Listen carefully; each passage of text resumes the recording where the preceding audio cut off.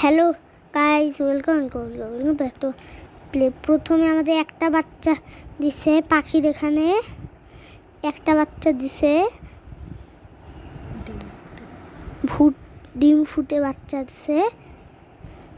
তো এই যে এখন আর একটা ডিম, আর একটা ডিম ফুটে এখন দুইটা বাচ্চা হয়ে গেছে, দুইটা হয়েছে আর একটা হবে।